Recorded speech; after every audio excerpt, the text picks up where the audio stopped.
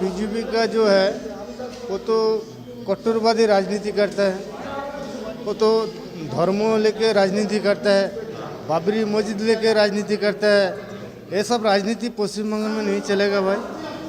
देखिए, ममता बनर्जी, ममता दीदी के अंदर अब वो ताकत नहीं है कि वो अकेले डटकर बीजेपी का मुकाबला कर सकेंगे। नमस्कार, आदाब, मैं रज़ान सारी। पश्चिम बंगाल की राजनीति इस मरतबा 294 सीटों पर ज़रूर हो रही है, मगर इस मरतबा पूरे पश्चिम बंगाल से एक आवाज़ जाएगी जो पूरे केंद्र के राजनीति का पूरा सत्ता किस तरफ चक्का जाएगा और अमित शाह और नरेंद्र मोदी की सत्ता कहां तक बढ़ेगी, ये जो है फैसला करिए। 2021 का चुनाव से पहले लगभग 8 एमएलए जो है टीएमसी के चले जा चुके हैं बीजेपी में, और साथ ही साथ ममता बनर्जी के सबसे करीबी माने जाने वाले शुभेंदु अधिकारी जो यहाँ के एक्स ट्रांसपोर्ट मिनिस्टर थे, परिवहन मंत्री थे, वो भी जो है अब जो है बीजेपी में जा चुके। अमित शाह के रैली मिदनापुर में वो बीजेपी में शामिल हो सके। कुछ आम व्यक्ति हैं और इनसे जानेंगे कि पश्चिम बंगाल में बीजेपी की एंट्री से क्या नुकसान हो रहा है और किसको नुकसान हो रहा है। अच्छा, ये बताइए कि आप लोग तो लगाए हुए हक के बाद हक के साथ, इस बार जो है पश्चिम बंगाल में बीजेपी आ रही है और शुभेंदु अधिकारी जा रहे हैं, तो कैसा लग रहा है कि माहौल, क्या बदलाव हो सकता है बंगाल में? मतलब जो अभी जो माहौल चल रहा है, तो ममता बनर्जी डर मुसलमान को दिखा रहे हैं बहुत दिनों से। हम लोग को तो पता चल गया। तो ममता बनर्जी मुसलमान को यूज़ करने के लिए सिर्फ वोट ले रहा है हम लोग से।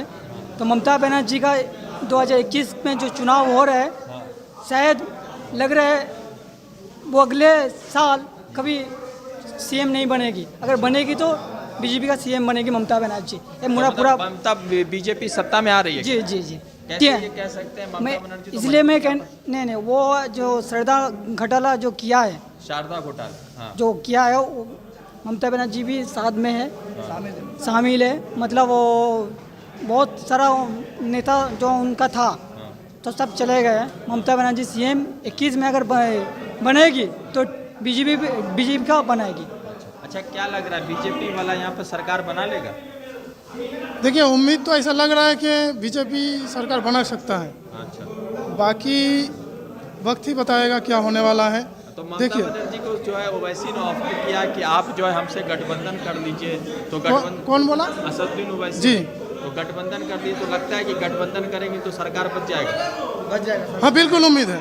कैसे? ऐसे उम्मीद है कि जैसे हमें मालूम है, जैसे हम सुनते हैं कि यहाँ पे हिंदू और मुस्लिम, इन दोनों में से सबसे ज़्यादा मुस्लिम का सपोर्ट लेता है ममता बनर्जी। अच्छा, तो उस हिसाब से ये लगता है कि असदुद्दीन ओवैसी को अगर सपोर्ट में लेता है तो मुस्लिम वोट इनका है ही, और हिंदू वोट पहले से जो जैसा भी था उनमें से कुछ कटेगा, कुछ रहेगा, मगर फिर भी जो है टीएमसी के सपोर्ट में या असदुद्दीन ओवैसी के सपोर्ट में तो ये सरकार टिक सकता है। अच्छा, नहीं तो नहीं टिकेगा? नहीं तो बहुत कम चांस है। अच्छा, एक बात बताइए, अभी जो पूरा बंगाल और हिंदू माहौल चल रहा है कि बंगाल की राजनीति सबसे ज़्यादा फोकस है, इस मरतबा शाह भी यही है और नरेंद्र मोदी की तरफ से भी अलग अलग तरह के लीडर भेजे जा रहे हैं, तो क्या लग रहा है कि भारतीय जनता पार्टी का क्या फ्यूचर हो सकता है 2021 में?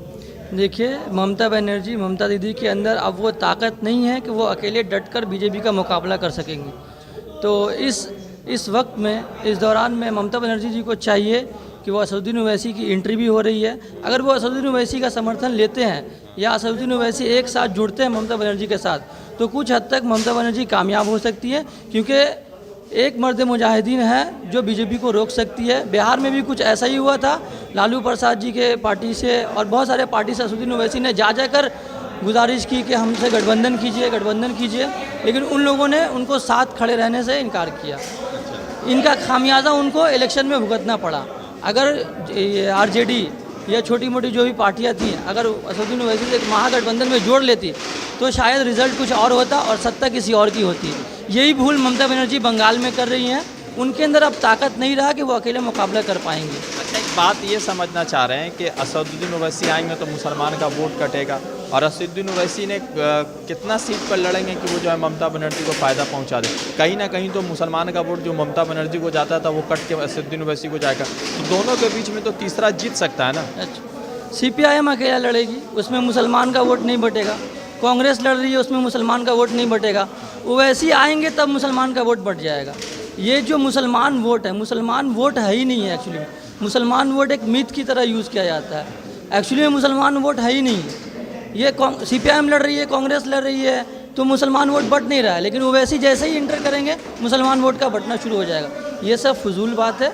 मुसलमान वोट कभी था ही नहीं जो मुसलमान वोट कटेगा। मतलब कहीं ना कहीं तो कट जाएगा ना वोट। तो CPIM कांग्रेस भी तो लड़ी तो कटेगी।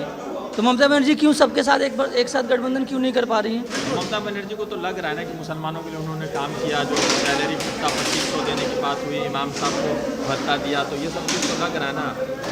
आज भी 100 मुसलमान में से सिर्फ 3 मुसलमान ग्रेजुएट होते हैं। ये मुसलमानों का एम्पावरमेंट हुआ है।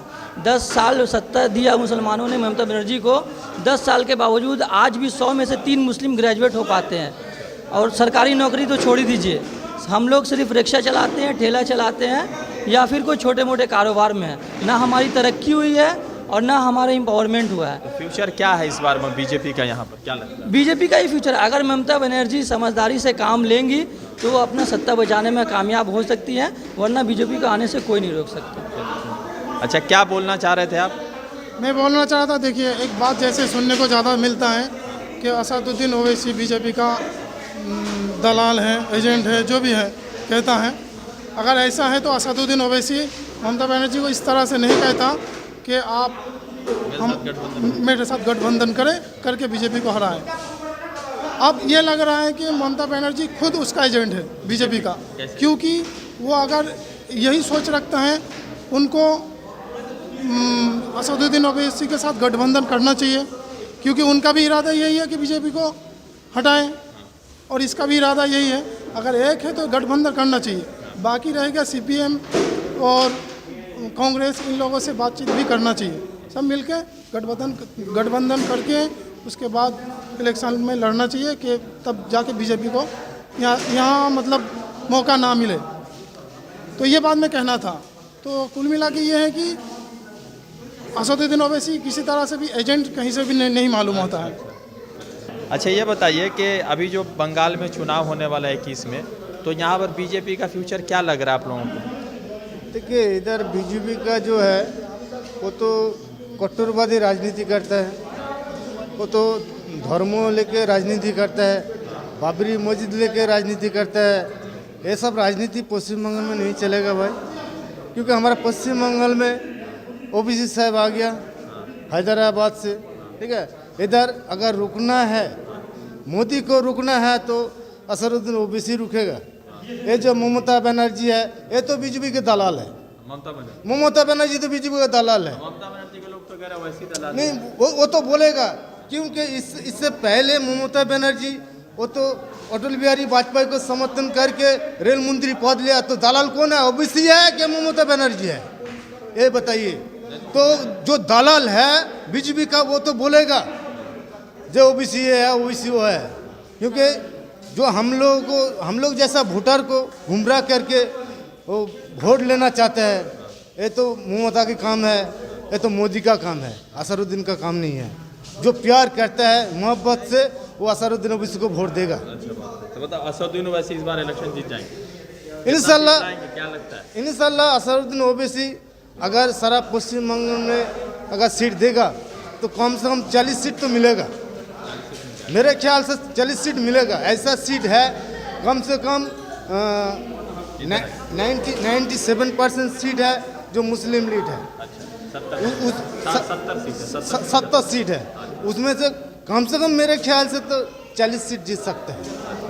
चलिए, हिंदी थोड़ी सी कमज़ोर है, चूँकि ये पश्चिम बंगाल का बहुत इंटीरियर है, हावड़ा डिस्ट्रिक्ट है, उलूबेड़िया का इलाका है। तो यहाँ पर पश्चिम बंगाल में जो है भारतीय जनता पार्टी की चुनावी समीकरण कितना अलग हो रही है। और शुभेंदु अधिकारी जो ममता बनर्जी के बहुत खासे माने जा रहे थे वो बीजेपी में जा चुके। तो अब कितना अलग हो चुका है यहाँ का माहौल और कितना लोग यहाँ के जो है ममता बनर्जी पर भरोसा करेंगे। और असदुद्दीन ओवैसी की फ्यूचर और मजलिस-ए-इत्तेहादुल मुस्लिमीन की फ्यूचर, MIM की फ्यूचर बंगाल में क्या होगी, ये देखने वाली बात होगी। 2021 के इलेक्शन के बाद बहुत सारी चीज़ें क्लियर हो जाएगी, सुथरा साफ हो जाएगा। मैं रज़ा अंसारी कोलकाता से अपडेट कर रहा था, फिर जुड़ूंगा किसी अपडेट के साथ। शुक्रिया।